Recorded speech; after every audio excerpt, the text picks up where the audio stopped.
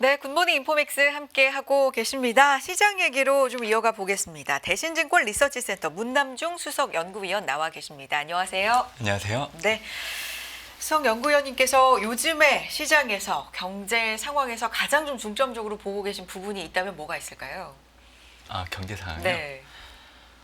최근에 트럼프 관세부가 이로 인한 경기 침체에 대한 얘기들이 좀 계속 언급은 되고 있는데 미국은 실물 지표를 감안하면 아직 경기 침체를 거론하기에는 시기상조라고 생각을 하고 있기 때문에 그래서 올해 연말까지는 투자하는 상품들의 가격들이 계속 올라갈 수 있다라고 생각을 해요. 그래서 한국에서 이제 언론 보도들을 보면 과거에도 이제 미국이 경기 침체 진입이 얼마 남지 않았다 이런 얘기부터 좀 투자자의 판단을 혼란시킬 수 있는 그런 요인들이 좀 있는데 그렇기 때문에 좀 가려서 좀 봐야 되는 부분들이 있지 않나라고 생각합니다. 그래서 결론적으로 보면 미국의 경기 확장이 훼손되지 않는 한 미국의 기업 실적은 매 분기마다 증가하고 미국 지수 역시 굴곡은 있을 수 있지만 2023년도 10월 말 이후 추세적으로 올라오고 있는 이 현 구도가 바뀌진 않을 걸로 좀 생각하고 있습니다. 네. 증시가 4월 초에 이제 트럼프 대통령이 상호 관세 이렇게 판으로 해서 보도로 해서 발표해서 막 충격을 한 하루 이틀 이렇게 받고 정말 한 몇 주간 힘들었잖아요. 그러고 거의 다 지금 회복을 네. 한 상황이거든요. 이걸 보면 어떻게 시장은 해석을 한 거라고 봐야 될까요? 일단 관세는 매겨졌고 그게 상호 이제 왔다 갔다 하는 말 속에서 좀 합의 가능성이 있으면 긍정적으로 보고 뭐 이런 식일까요? 아니면 침체 얘기도 해주셨는데 지표들을 보면 견조하니까 침체 아직 멀었구나 뭐 이런 해석일까요? 지금 시장 상황은 어떻게 봐야 됩니까?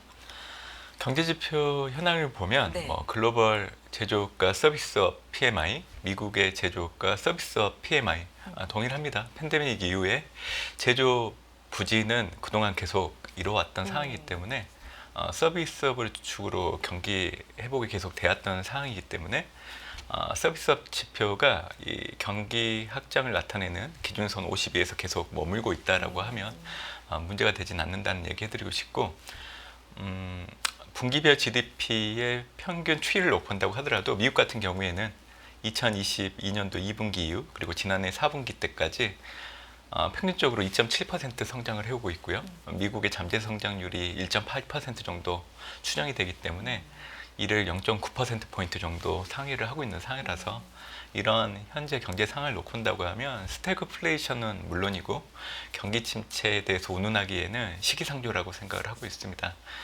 그렇기 때문에 이런 경제 상황을 놓고 본다고 하면 미국의 기업 실적들도 지금 어닝 시즌이 중간 정도 지나가고 있는 시점인데 3월 말 추정됐던 추정치보다 지금 빠르게 올라오고 있거든요.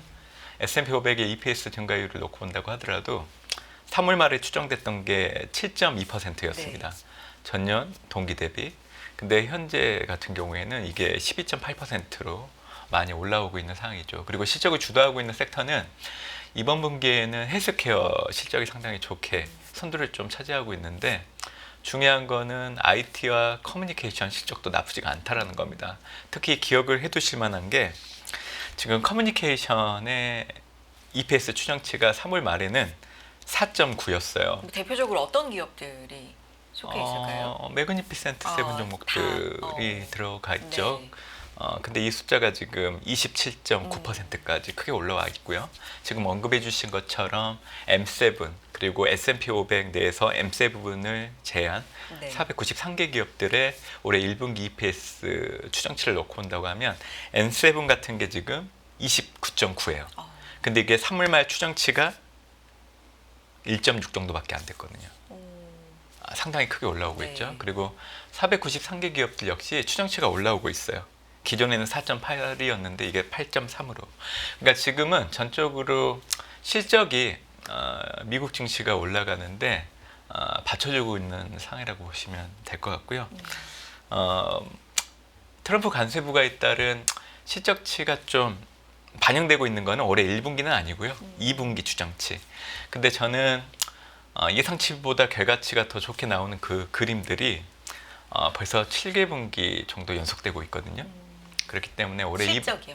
네네. 네. 그래서 올해 2분기 EPS 역시 지금은 하향 조정되고 있지만 막상 뚜껑을 열게 된다라고 하면 빠르게 예상치보다 결과치가 상회하는 그 구도로 갈 것으로 보고 있기 때문에 그래서 미국 증시가 지금 현재 2월 초 수준 그러니까 변동성이 커졌던 수준까지 올라와 있거든요.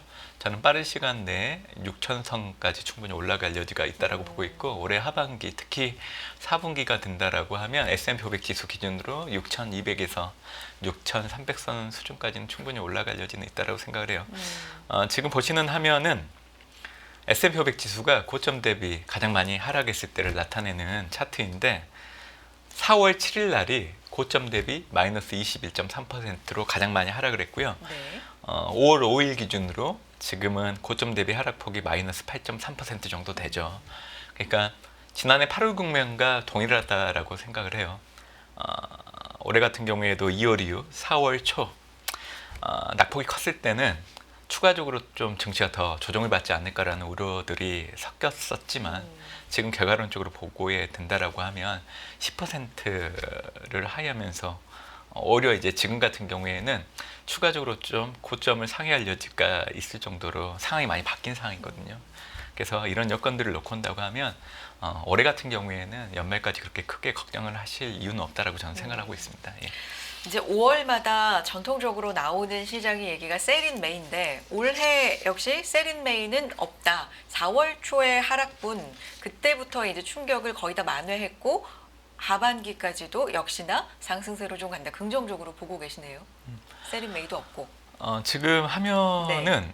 팬데믹 기간을 제외하고 2021년에서 2024년도 월간 평균 상승률을 나타내는 거예요.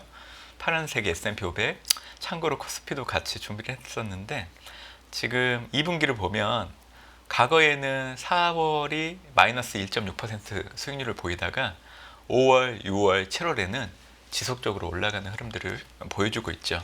올해 같은 경우에는 2월 이후부터 4월 초 단기간에 미국 증시가 큰 폭으로 하락을 했기 때문에 그 패턴에서는 좀 벗어나긴 했지만 트럼프 관세 부과에 대한 위협에 대한 부분들을 선반영했다라고 생각을 하고 있기 때문에 5월달, 6월달, 7월달은 시장이 예상하는 것보다 상승 공도가 좀 강해질 수 있는 여지는 있다라고 생각을 하고 있습니다. 그리고 증시를 좀 좋게 봐야 되는 이유들은 상당히 많아요.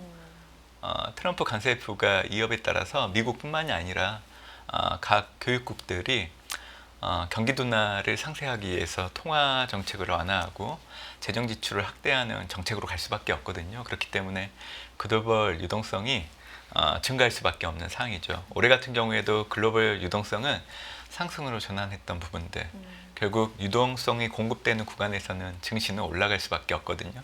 그래서 그런 요인들도 긍정적으로 봐야 되는 부분들이 있고 5월 FMC 금리 동결을 했었지만 시간과의 싸움이에요. 결국 시간이 지날수록 연준은 금리 인하를 할 수밖에 없는 상황에 부딪힐 수밖에 없거든요. 다음 주 같은 경우에도 14일 날 미국의 4월 소매 판매가 발표됐는데 전월보다는 둔화되는 흐름들을 목도하실 수 있을 거예요. 그래서 시간이 지날수록 소비줄은 감소하는 흐름들 그리고 고용이 감소하는 흐름들은 경제 지표를 통해서 목도할 수밖에 없기 때문에 현재 시장에서는 7월달 연준이 금리 인하를 처음으로 할 수 있다라고 CME 패드워치 2를 통해서 간접적으로 확인할 수 있는 부분들이 있는데 빠르면 뭐 6월에도 금리 인하는 충분히 할 수 있다라고 생각을 하고 있고 중요한 거는 올해는 금리 인하가 언제 되는지가 중요한 게 아니에요.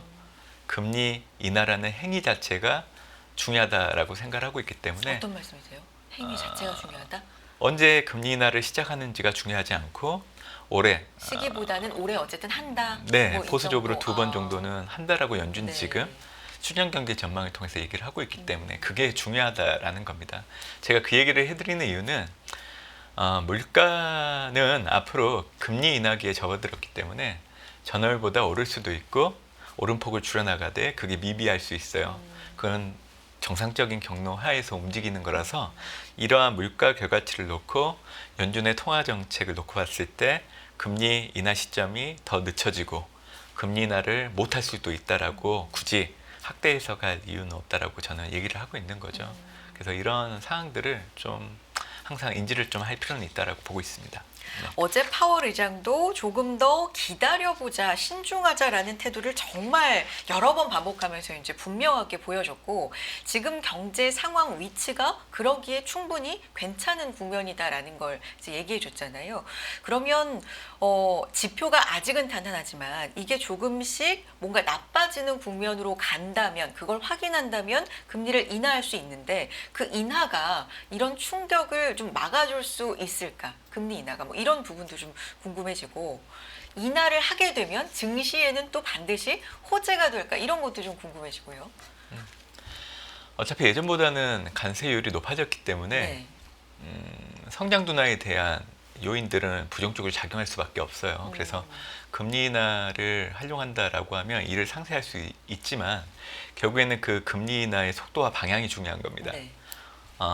금리 인하를 하되 연속적으로 하지 않고 했다가 동결하고 또 했다가 이런 식으로 하다 보면 실물 경제에 미치는 영향력이 그렇게 크진 않거든요. 그래서 연속적으로 하는 게 되게 중요하다라고 얘기해드리고, 그렇게 보는 이유는 중국은 팬데믹이 발생하기 이전부터 중국의 70대 도시주택 가격 지수의 전년 동월 대비 가격을 놓고 온다고 하더라도 계속 하락했거든요. 근데 중국 정부가 손 놓고 바라만 보진 않았어요. 중국의 기준금리인 LPR을 인하를 했지만 연속적으로 하지 않았어요. 간헐적으로 했죠. 그러다 보니까 부동산 시장에 미치는 영향력이 그렇게 크진 않았던 겁니다. 그래서 제가 한국 같은 경우에도 지난해 하반기를 놓고 봤을 때 성장 부진을 염두에 둔다라고 하면 한국은행이 연속적으로 금리 인하를 해줘야 그나마 경제 성장률이 올라가기보다는 더 떨어지지 않게 막아줄 수 있는 역할을 할 수 있다라고 얘기를 항상 했었는데, 그게 지금 현실로 나타나고 있잖아요. 올해 한국의 경제 성장률 1분기를 놓고 온다고 하면 전기 대비로는 마이너스 0.2% 역성장을 했지만 전년 동기 대비로 놓고 온다고 하면 마이너스 0.1% 역성장을 했죠.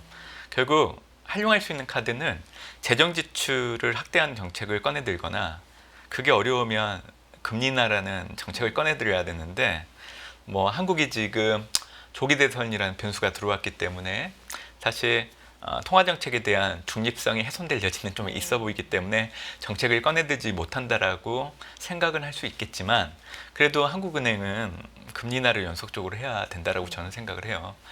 이 얘기를 해드리는 이유는 결국 미국도 마찬가지예요. 사실 성장 둔화에 대한 방법들은 재정 지출을 해야 되잖아요. 근데 재정 지출을 하려고 하면 국채 발행을 할 수밖에 없는 상황이죠. 근데 국채 발행을 많이 하려고 하면 지금보다 금리가 더 낮아야 돼요.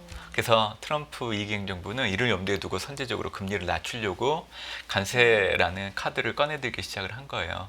그리고 연준 같은 경우에도 지금처럼 버티면 안 돼요. 저는 파월 연준 의장이 나중에 지금 연준 의장 자리에서 내려오게 된다라고 하면 분명히 시장의 문매를 받을 수밖에 없어요. 금리 인상 시기도 늦췄지만 금리 인하 시기도 상당히 늦어지고 있는 상황이기 때문에 지금도 좀 실기하고 있다. 예, 저는 그렇게 생각이세요? 봐요. 그래서 앞으로 만약에 성장 네. 둔화라는 부분들이 거론될 때마다 트럼프가 오히려 관세 부과를 했던 요인들이 불거지는 것보다는 연준이 금리 인하를 늦췄기 때문에 이에 대한 영향력들이 반영돼서 나타나고 있다라는 해석으로 옮겨갈 수 있다라고 봐요. 중앙은행들, 특히 미국 같은 경우에는 금리 인하, 금리 인상 중단 이런 경로들을 앞서서 봐야 되는 지표들이 실질 정책금리 그리고 실질 중립금리를 놓고 판단을 하게 되는데, 지금은 실질 중립금리보다 실질 정책금리가 높아요. 이 실질 중립금리는 연준이 생각하고 있는 중립금리가 3%거든요. 네. 연준의 물가 안정 목표치가 2%죠. 3에서 2를 빼면 1%. 그러니까 실질 중립금리는 1% 정도 되고 있는 상황입니다. 실질 정책금리는 현재 연준의 정책금리 4.5에 연준의 통화정책을 결정할 때 가장 먼저 보는 지표가 PC이잖아요. PC를 놓고 봤을 때 빼주면 지금 현재 이 숫자가 1.2% 정도 나올 거예요. 그러니까 실질 중립금리보다 실질 정책금리가 훨씬 더 높은 상황이죠. 이 얘기는 결국 제약적인 환경이기 때문에 물가 오름폭 둔화는 앞으로도 지속적으로 나타날 수밖에 없는 상황이에요. 그렇기 때문에 이런 환경이라고 하면 연준은 금리 인하를 해야 돼요. 근데 지금 안 하고 있잖아요. 그게 바로 제약적인 환경 하에서 기업 가계의 경제 활동을 늦추는 데 영향을 주기 때문에 그래서 저는 연준이 올해 2번이라고 얘기는 하고 있지만 그래도 3번 정도는 금리 인하를 하는 게 맞다라고 생각을 하고 있고 개인적으로는 빨리 금리 인하를 해주는 게 좋지 않을까라고 생각을 하고 있습니다. 지금 파월 의장은 좀 실기를 하고 있다라는 네. 의견을 중립금리, 실질 중립금리 측면에서 이제 근거를 들어서 말씀을 해주셨고 다음 얘기로 좀 넘어가서 환율 얘기 좀 해주셨으면 좋겠는데 이제 무역 합의가 속속 진행이 되고 있고 뭐 영국하고도 첫 번째로 개괄적으로는 합의가 됐다 이런 발표가 이제 있으면서 시장의 기대감을 좀 불러왔습니다. 근데 그 전에 대만 달러화가 우리 연휴 동안에 좀 크게 움직이면서 이거 무역 통상 협상 다음에 이제 환율 전쟁이다라는 얘기 사실 많았는데 실질적으로 좀 압박이 들어갔고 대만 달러도 절상을 했고 뭐 이런 흐름이 지금 나오고 있는 거 아니냐, 위안화도 거기에 좀 연관이 있는 거 아니냐라는 얘기도 좀 있는 상황이에요. 어떤 관점으로 보고 계세요? 지난해 8월 달에 네. 금융시장 혼란이 발생했을 때 한국에서 이제 엔캐리 트레이드 자금이 청산됐기 그렇죠. 때문에 변동성이 커졌다라는 얘기들이 있었어요. 근데 지금 지나서 생각을 해보면 그 금융시장 혼란도 일시적이었고 미국채 10년물 금리와 일본채 10년물 금리 간의 스프레드를 놓고 한다고 하면 엔캐리 트레이드 자금이 움직일 만한 동의는 아직 형성되지 않고 있는 상황이에요. 제가 이 얘기를 꺼내드는 이유는 대만 달러와 강세 역시 일시적이라고 생각을 하고 있기 때문에 그 얘기를 드리는 겁니다. 시작점은 올해 1분기 대만의 실질 GDP가 너무 잘 나왔어요. 예상보다. 그래서 이제 대만 달러화가 강세 압력을 받기 시작을 한 거고 대만 역시 미국과 무역 합의를 진행하고 있는데 미국 측으로부터 대만 달러화 강세를 요구받았고 이를 대만 정부가 네네. 묵인하지 않을까라는 시장의 추측이 반영되면서 대만 달러화 강세가 두드러지게 나타난 겁니다. 말 그대로 시장에서 예측을 한 거예요. 실질적으로 뭐 미국 정부가 대만 달러화 강세를 요구를 했고 대만 정부가 이를 용인한다라고 얘기는 안 했거든요. 결국 시장에서 억측을 가지고 추측을 하다 보니까 금융시장에 반영이 된 겁니다. 대만 달러화 강세는 우선적으로 대만 입장에서는 물가를 안정을 도모할 수 있는 부분들은 분명히 있죠. 근데 부정적인 측면은 수출 경쟁력을 그렇죠. 낮추기 때문에 네. TSMC 같은 기업들의 실적이 앞으로 좋아지진 않을 거예요. 그 영향을 줄 수 있는 부분들이 있죠. 근데 이를 주변국가 연계해서 놓고 온다고 하면 결국 대만 달러화 강세가 이하나 홍콩 달러화와 영향을 주면서 어떻게 보면 이제 동아시아 국가들의 통화가 앞으로 절상될 수 있다라는 그 구도를 보는 것 같아요. 당연히 트럼프는 지금의 관세 정쟁의 주안점을 자국의 무역 수지 적자를 줄이는데 두고 있기 때문에 당연히 인위적인 환율 조작을 강압할 수 있는 여건들은 분명히 있어요. 왜냐하면 그래야 해당되는 국가들의 수출 경쟁력이 떨어지면서 대미 무역 흑자가 줄어드는데 영향을 줄 수 있기 때문에 그거를 좀 염두에 둘 수 있는 부분들은 있지만 아직은 미국 행정부가 관세 부과가 지금 진행되고 있기 때문에 인위적인 환율 조정을 강압할 수 있는 단계는 아직은 아니에요. 그래서 저는 보수적으로 봐도 90일 상호관세 유예가 끝나기 전까지는 환율을 가지고 상대국에게 인위적으로 압박을 하진 않을 거로 좀 봐요. 그러니까 상호관세율이 협상을 통해서 조정이 되고 이게 실제적으로 시행이 되게 된다라고 하면 그때부터 이제 관세에서 환율로 그 시선이 옮겨갈 여지는 있다라고 보고 있지만 지금은 아니라고 생각합니다. 그래서 대만 달러화 강세는 이제는 좀 약간 약세 압력이 좀 받을 여지는 있을 것 같아요. 결국 최근 나타났던 환율 시장의 변동성은 좀 축소될 여지는 있다라고 생각을 하고 있기 때문에 이에 연동돼서 원달러 환율 역시 최근에 1380원대까지 내려왔다가 최근 들어서는 다시 약세 압력을 좀 받고 있는데 저는 원달러 환율은 1,400원대 초반 정도까지 좀 움직일 여지는 있고요. 우리나라 조기 대선 결과 확인하고 또 우리나라의 분기 성장률이 2분기 때는 1분기 때는 역성장했지만 플러스로 약간 돌아설 수 있다라고 생각을 해요. 그 결과를 확인하게 된다라고 하면 1,300원대로 안착할 여지는 있지 않을까 생각을 해요. 하지만 지금은 1,400원대 초반에서 움직이는 흐름들을 당분간은 좀 우리가 좀 예상을 해야 되지 않을까 생각을 하고 있습니다. 시간이 좀 짧지만 그 환율 얘기가 나오면서 이제 제2의 플라자 합의 얘기가 나오잖아요. 이 얘기는 뭐 트럼프 대통령 취임하면서도 계속해서 좀 거론이 됐던 얘기긴 한데 이 가능성에 대해서도 생각 듣고 싶네요. 플라자 합의 역시 지금 시기적으로는 거론될 만한 시점은 아닌 것 같아요. 그러니까 빠르면 올해 하반기, 늦어도 내년 같은 경우에는 중간 선거도 있기 때문에 제2의 플라자 합의가 이뤄질 여지도 있다라고 생각합니다. 하지만 올해는 아니라는 것을 먼저 얘기해드리고 싶고요.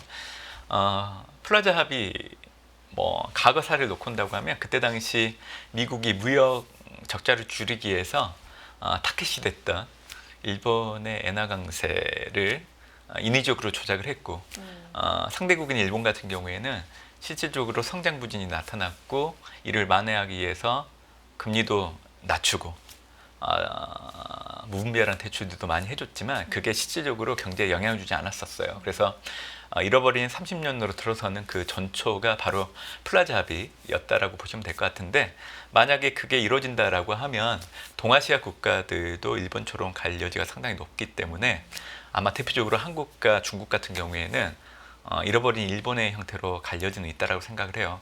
근데 이제 생각을 해볼 부분들이 있는데 과연 미국 입장에서도 제2의 플라자 합의를 만약에 성사시킨다라고 하면 온전히 긍정적인 부분들만 있을까라는 부분들의 의문을 좀 가져야 돼요. 왜냐하면 미국은 재정 적자 문제가 있기 때문에 이 문제를 해결하기 위해서는 채권을 발행할 수밖에 없어요. 근데 그동안 이 국채를 사줬던 대상들이 사실 동아시아 국가들도 포함되어 있거든요. 그렇죠. 근데 이제 동아시아 국가들이 수출이 줄어들면서 예전만큼 달러를 많이 보유하지 못한다는 상황이라고 하면 미국의 국채 발행을 사줄 수 있는 여건이 안 되기 때문에 네. 미국 입장에서도 아킬레스건이 될 수밖에 없는 상황이죠. 그래서 네. 미국 행정부도 이를 염두에 두고 있을 거예요. 그렇기 때문에 이런 부분들을 감안한다라고 하면 올해는 거론은 될 수 있지만 막상 이렇게 실행될 수는 없다라고 저는 생각하고 있어요. 환율 얘기가 이렇게 계속해서 좀 오고 가고 나오고 있기 때문에 조만간 미국이 환율 보고서 이제 낼 걸로 보이는데 요거의 영향도 기존보다는 조금 더 있을까요? 오히려 지금은 이 제2의 플라자 합의라는 얘기가 나오는 이유는 네. 무역 협상을 하고 있기 때문에 그 과정에서 협상 카드로 쓰기 위해서 환율이라는 얘기를 좀 거론하고 네. 있는 것 같아요. 6월달 정도 되면 올해 상반기 환율 보고서가 제시가 될 네. 건데 아마 상호 관세율 보드에 있었던 그 국가들 특히 한국 같은 경우에도 지난해 11월 달에 환율 조작국 관찰국으로 관찰됐어요. 지정이 네. 됐거든요. 근데 그 이치는 변하지는 않을 거예요. 결국 중요한 거는 교육을 하는 그 협상 과정에서 카드로 좀 활용될 수 네. 있는 정도로 의미를 주면 되지 않을까 생각하고 있습니다. 알겠습니다. 오늘 여기까지 듣겠습니다. 대신증권 리서치센터 문남중 수석 연구위원 함께했습니다. 위원님 고맙습니다. 감사합니다. 매일 돈을 쓰는데 그 가치는 누가 정할까요? 정답은 슈퍼달러 슈퍼리치에 있습니다. 복잡한 공식은 빼고 투자 타이밍을 잡는 환율의 핵심만 담았습니다. 빠르게 변화하는 금융시장, 그 중심엔 언제나 환율이 있습니다. 오늘부터 환율과 썸 타볼까요?